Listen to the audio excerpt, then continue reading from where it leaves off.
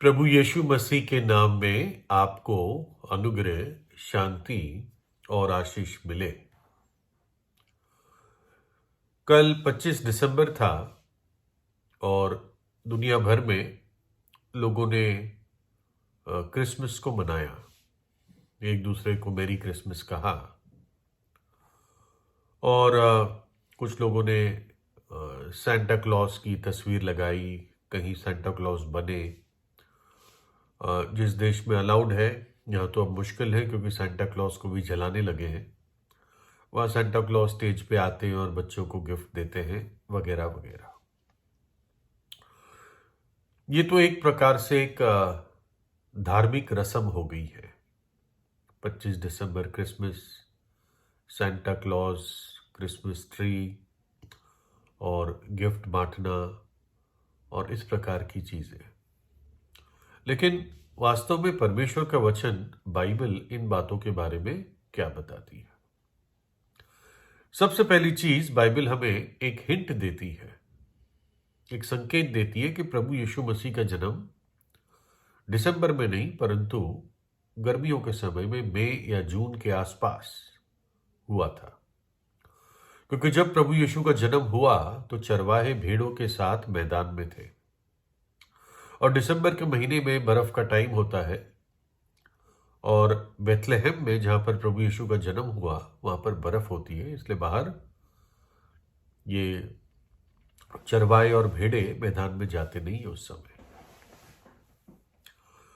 दूसरी चीज कि बाइबल कहीं भी इस बात की आज्ञा नहीं देती है कि 25 दिसंबर को इस प्रकार से मनाया जाए। ठीक है, लोग मनाते हैं, प्रभु यीशु को स्मरण करते हैं, इसमें कोई बुराई नहीं है, लेकिन कोई विशेष सपोर्ट भी नहीं है। विशेषकर जब सारा ध्यान सेंटा क्लॉज पर जाता है, उसी को क्रिसमस का एक चिन्ह बना दिया है, तो इस बात को समझने की आवश्यकता है कि ये क्यों गलत है। सेंटा क्लॉज क्या चीज है, कहां से आया और क्यों एक दाढ़ी वाले लाल कपड़े वाले व्यक्ति को और उसके पीठ पर एक गठरी होती है और उसमें खिलौने और बच्चों के लिए गिफ्ट होते हैं, ऐसा क्यों बताया जाता है? तो इसके पीछे मैं आपको थोड़ी सी कहानी बताऊंगा कि सेंटा क्लॉज की कहानी क्या है। सेंटा क्लॉज जो वर्ड आया, ये सेंट निकोलस, ये नाम से धीरे धीरे ये नाम सेंटा क्लॉज बन गया। या तो किसी पर्टिकुलर देश में सेंट निकोलस बोला नहीं जाता था, तो धीरे धीरे धीरे वो सेंट निकोलस का सेंटा क्लॉज हो गया, तो वहां से ये नाम आया है सेंटा क्लॉज। लेकिन वास्तव में सेंट निकोलस एक व्यक्ति थे और ये 3री शताब्दी में इनका जन्म हुआ था। और सेंट निकोलस का जन्म करीब 250 ईस्वी के आसपास हुआ था और एशिया माइनर यानी जो आज का टर्की है, इसमें एक गांव था जिसका नाम पतारा था और पतारा के गांव में इनका जन्म हुआ। इसके माँ बाप बहुत पैसे वाले थे और इन्होंने इसको बचपन से प्रभु यीशु मसीह की शिक्षाओं में बढ़ाया, है ना, क्योंकि ये प्रभु यीशु मसीह के आने के करीब, अगर अंदाजे से कहें, 250 साल बाद ये व्यक्ति जन्मा, ये बच्चा जन्मा। माँ बाप धनी थे तो बच्चे ने कभी गरीबी देखी नहीं थी और दूसरी बात, माँ बाप ने बचपन से इसको प्रभु यीशु के शिक्षाओं को सिखाया।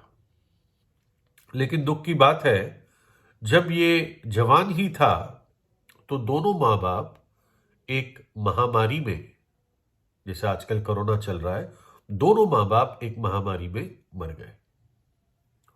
और अब निकोलस जो लड़का था वो जवान ही था और प्रभु यीशु की बातों को उसने दिल से लगाया, दिल से आज्ञा मानना चाहता था। तो प्रभु यीशु की एक आज्ञा थी, वो एक जवान को कहता है कि जो कुछ तेरे पास है वो सब कुछ बेचकर गरीबों को बांट दे और मेरे पीछे हो ले, अपना क्रूस उठाकर, और स्वर्ग में तुझे बड़ा धन मिलेगा। तो बाइबल में तो उस व्यक्ति ने नहीं किया ऐसी बात, लेकिन निकोलस लड़के ने इस बात को पूरा किया और ये अपनी संपत्ति, अपना जो पैसा था, जरूरतमंदों को, बीमारों को और दुखियों को देता जाता था, है ना। तो मसीह शिक्षा ही ये है, देना, है ना। और क्योंकि प्रभु यीशु मसीह के लोग देते हैं, इस कारण भी उनके ऊपर इल्जाम फेंके जाते हैं कि ये धर्म परिवर्तन करा रहे हैं, है ना। ये प्रभु यीशु की आज्ञा है कि तुम औरों को दो, तुम्हें मुफ्त में मिला, तुम औरों को मुफ्त में दो। ऐसी क्या चीज है जो तुमने पाई नहीं? सब कुछ तो तुमने पाया है। जन्म लेने पर जो पहला कपड़ा भी पहनाया गया तुम्हें, वो भी तुमने पाया है, तो औरों को भी दो। ये प्रभु यीशु की आज्ञा है। तो इस प्रकार से निकोलस जाना जाता था, फिर लोग इसको संत कहने लग गए, इससे इसका नाम सेंट या संत निकोलस पड़ गया। और जब रोमी सम्राट डायोक्लिशियन राजा था 300 ईस्वी के आसपास, ये प्रभु यीशु के विश्वासियों को बहुत सताता था और इसने, डायोक्लिशियन ने सेंट निकोलस को जेल में भी डाला और जेल में इतने यीशु मसीह के विश्वासी और सेवक भरे पड़े थे कि जो वास्तव में गुंडे थे, बदमाश थे, क्रिमिनल थे, उनको रखने की जगह नहीं थी। ये बुरा हाल था। लेकिन खैर, उस जेल से सेंट निकोलस छूट गए और उनका देहांत 6 दिसंबर 343 ईस्वी में मायरा जगह में हुआ। तो एक विशेष कहानी इनके बारे में बताई जाती है कि उन दिनों डाउरी की प्रथा थी उस इलाके में, एशिया माइनर में। दहेज देना पड़ता था बाप को अपनी बेटियों के लिए शादी में, और अगर दहेज नहीं होता था तो बेटियों के साथ कोई शादी नहीं करता और वो बेटियां फिर बेची जाती थी, मतलब वैश्या तक बन सकती थी। तो ऐसे एक बाप के बारे में सेंट निकोलस को पता चला कि वो बहुत परेशान है, अब उसके पास 3 बेटियां थी। तो सेंट निकोलस 3 अलग अलग बार उस बाप के घर में, जो शायद एक झोपड़ी समान था, जाकर वो एक सोने के सिक्कों की थैली उसने 3 अलग अलग बार उसकी खिड़की से अंदर फेंकी और तीनों की शादी हो गई। और लोग एकदम समझ गए कि ये सेंट निकोलस ने ही किया होगा। तो ये कहानी विशेषकर सेंट निकोलस के साथ जुड़ी हुई होती है। तो और भी कई सारी कहानियां हैं कि बच्चों को गिफ्ट देते हैं, और इसलिए धीरे धीरे धीरे ये सिर्फ एक तस्वीर बन गया सेंटा क्लॉज। लोगों को ये नहीं मालूम है कि विशेषकर सेंटा क्लॉज या जो सेंट निकोलस था, वो शिष्य किसका था? वो प्रभु यीशु का शिष्य था, है ना, जो परमेश्वर मनुष्य रूप धारण करके इस धरती पर आया, है ना। देखिए, क्या जरूरत थी परमेश्वर को इस धरती पे आने की? क्या स्वर्ग से वो हम लोगों को मैनेज नहीं कर सकता था? जब आज हम लोग कंप्यूटर से और जूम से और रिमोट कंट्रोल से इतनी सारी चीजें मैनेज कर लेते हैं, तो क्या परमेश्वर मनुष्य जाति को मैनेज नहीं कर सकता था? कर सकता था। लेकिन परमेश्वर सच्चा है, न्यायी है, पवित्र है। उसके न्याय को वो कभी भी घटने नहीं देगा, नहीं तो वो झूठा न्यायी ठहरा। लेकिन साथ में वो पिता भी है, वो दया भी करता है, और वो दया में आनंदित होता है। वो अपने न्याय में आनंदित नहीं है जब किसी को सजा मिलती है, वो दया में आनंदित है। और इसलिए परमेश्वर मनुष्य का रूप धारण करके इस धरती पर आया। एक कुंवारी मरियम के द्वारा उसने जन्म लिया बेथलेहम के नगर में, और वो इसलिए कुंवारी के द्वारा जन्मा ताकि एक पाप रहित स्वभाव के साथ वो इस दुनिया में आ सके, क्योंकि उसको कलवरी के क्रूस पर मेरे और आपके लिए बलिदान देना था। मेरे और आपके पापों की सजा उसने अपने ऊपर ले ली और मेरे दंड को, मेरी सजा को, मेरे श्राप को अपने ऊपर ले लिया। उसने दुख उठाया, उसने सजा सही, उस नरक के दंड की पीड़ा को उसने खुद सह लिया और अपना पवित्र लहू बहा दिया, ताकि जिस दिन मैंने प्रभु यीशु पे विश्वास किया, पश्चाताप करके विश्वास किया, तो यीशु के लहू ने मेरे सब पापों को धो दिया। बाइबल कहती है प्रभु यीशु का लहू हमें सब पापों से शुद्ध करता है, हर प्रकार के पाप से शुद्ध करता है। विश्वास करने की आवश्यकता है। किस बात पर विश्वास करूं? हृदय में इस बात पर विश्वास करें कि मैं पापी हूं, यीशु ने मुझ पापी के लिए अपनी जान क्रूस पर दी, मेरे पापों को और उसके दंड को अपने ऊपर सह लिया, और वो मरकर तीसरे दिन मृतकों में से जी उठा। और ये प्रार्थना करें, प्रभु यीशु आप मेरे हृदय में आइए, मुझे एक नया जीवन दीजिए, मेरे जीवन के सारे पापों को क्षमा करें और उन पापों को मेरे जीवन से निकाल दे। पाप के बंधन से यीशु मुझे आजाद कीजिए। हर एक बुरी बात से, गंदी बात से प्रभु यीशु मेरी आत्मा को आजाद कीजिए। प्रभु यीशु ने कहा, यदि पुत्र यानी प्रभु यीशु तुम्हें स्वतंत्र करेगा तो निश्चित रूप से स्वतंत्र हो जाओगे।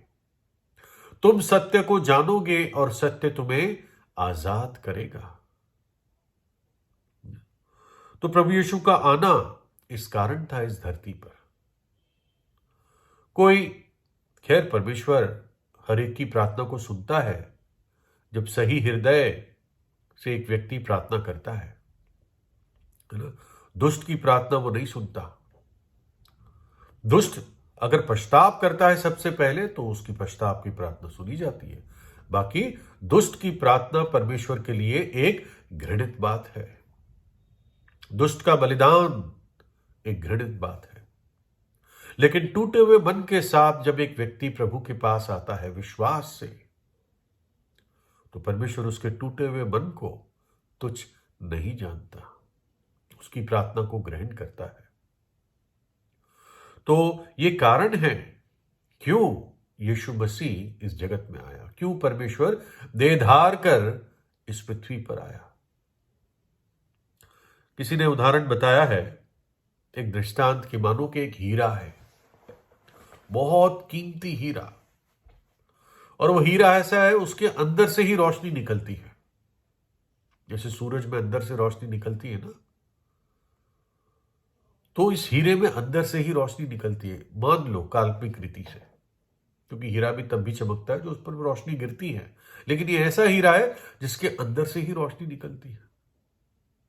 और ये हीरा एक मेज पे रखा है, पूरा अंधेरा रूम है, और उस हीरे ने ही पूरे रूम को उजियाला कर रखा है। लेकिन अब आप एक मिट्टी का बर्तन लेकर उस हीरे पे रख देते हो तो क्या होगा?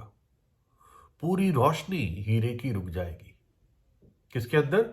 उस मिट्टी के बर्तन के अंदर, और कमरा फिर से अंधेरा हो जाएगा, है ना। लेकिन अगर उस मिट्टी के बर्तन में एक छोटा सा छेद कर दिया जाए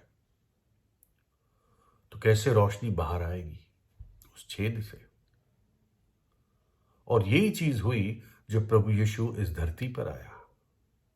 वो महिमित परमेश्वर वो स्वर्ग और पृथ्वी का मालिक, वो पवित्र पवित्र पवित्र सृष्टिकर्ता, जब वो धरती पर आया तो वो ही मिट्टी का पात्र मनुष्य की देह, मनुष्य का रूप धारण करके इस पृथ्वी पर उसने जन्म लिया।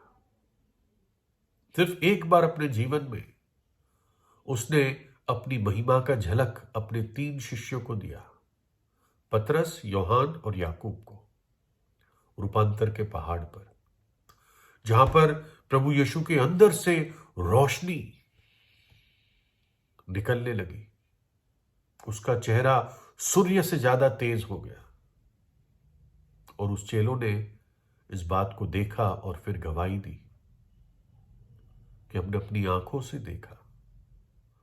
तो क्योंकि वास्तव में वो परमेश्वर मनुष्य के रूप में था, क्योंकि मनुष्य की देह में ही उसको हमारी सजा सहनी थी, मनुष्य की देह में ही उसको मृत्यु को सहना था, तब न्यायी परमेश्वर हमें क्षमा कर सकता कि उसका न्याय पूरा हुआ।